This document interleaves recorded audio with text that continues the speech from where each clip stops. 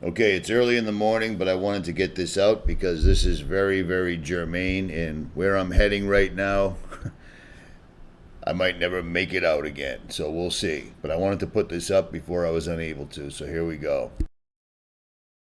Still, yet another major story and theory is that in the aftermath, the government wants to take the land away from the owners to control those mountain areas because they have large deposits of lithium, the largest in the country, perhaps the world, and other minerals necessary to make electric car batteries and weapon systems.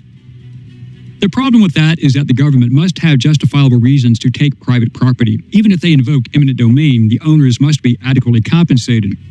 But of interest, Kamala Harris's husband, 𝗢𝗰𝗿𝗍𝗍, is a shareholder along with BlackRock in lithium mining, and he applied for a lithium mining permit on September 24th.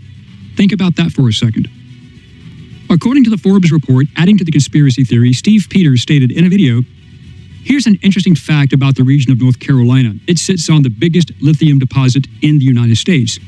As the United States government and its buddies in the central banking corporate crime syndicates stand to make billions and trillions of dollars off of these lithium deposits that are underneath towns, underneath homes, underneath schools, and they can't get access unless the land is somehow completely cleaned off and available for mining. What better way to do that than by washing away the people who live there and all that they own and blaming it on climate change?" In another series of reports in Tennessee, the Madison County Sheriff's Department is investigating a September 26th incident at the TA Travel Center in Denmark, Tennessee. 56 tires on 8 tractor trailers parked at the truck stop overnight had their tires flattened, loaded with relief goods. One of the affected rigs had all 18 tires slashed. A suspect was caught on camera, and a $31,000 reward is being offered for information leading to his arrest.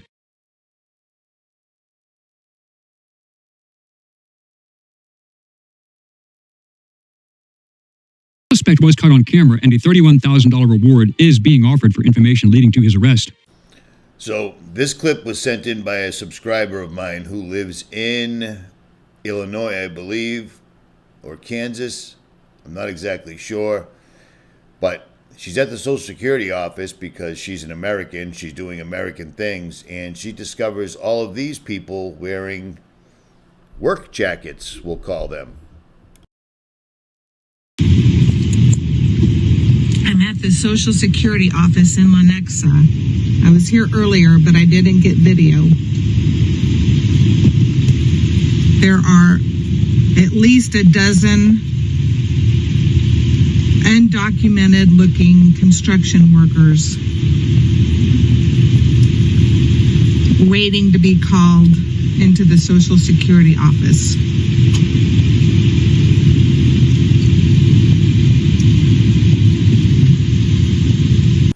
So 2 things. Take note that these people, when they notice somebody is filming them, they all make sure they turn away and put their hoods up. But why in the world would a construction company have all their workers suddenly go to the Social Security office during work hours? This is a non-governmental organization simply putting what appears to say Hermes construction jackets on a bunch of undocumented people and trying to slide them through the goalie. This is how devious these people are. Kansas does not ever see anything like this.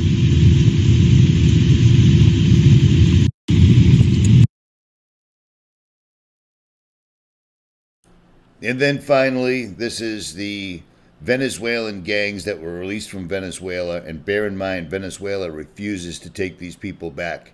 They refuse to take these Venezuelan citizens that they dumped on America back.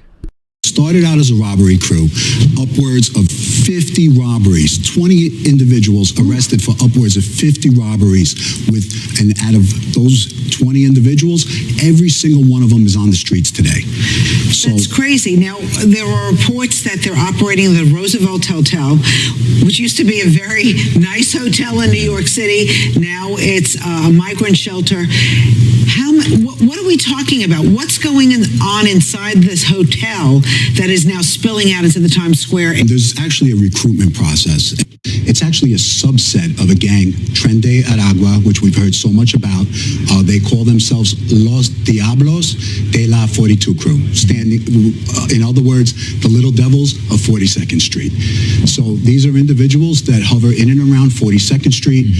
They're basically a robbery crew, you know, and they've gone in and around Central Park, in and around Times Square, and we like them for committing upwards of 22 robberies, and they range anywhere from snatches to wolf pack type robberies. When I talk wolf pack type robberies, I'm talking anywhere between 4 and upwards of 16 individuals surrounding soft targets, tourists, and taking them of their possessions, and weapons used, knives to upwards of guns. Yeah.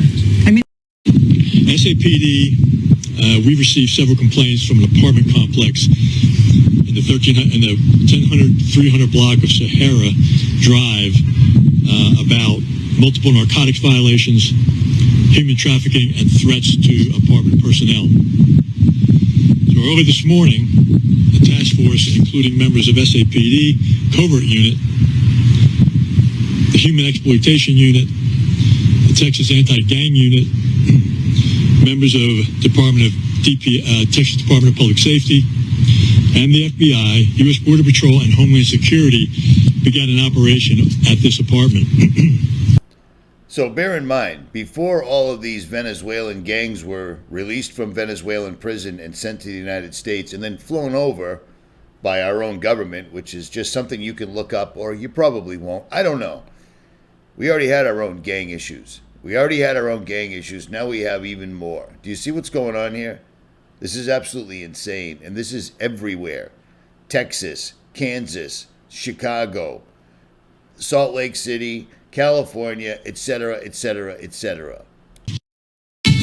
All right, get this. Federal authorities in El Paso relinquishing custody of a man linked to this violent jewelry robbery.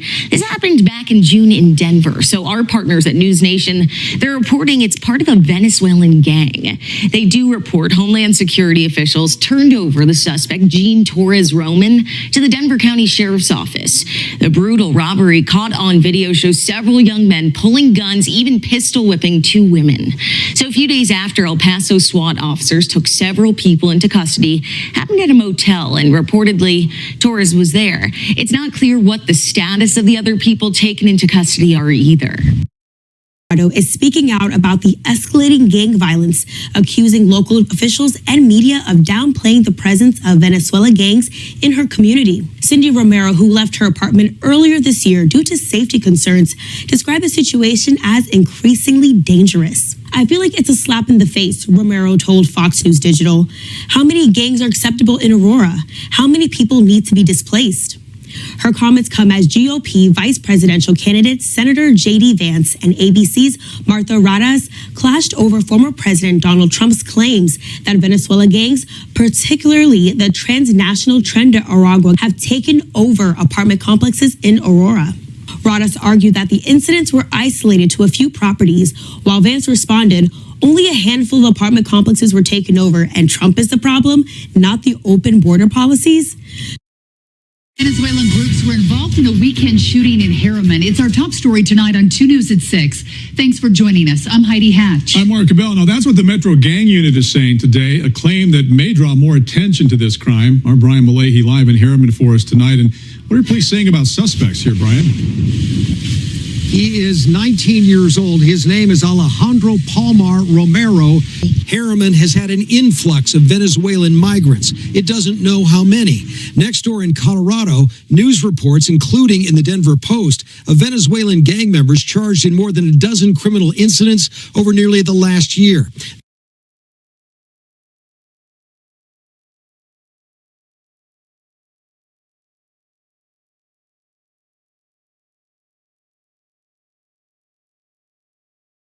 Oh, Utah, here's another fun one.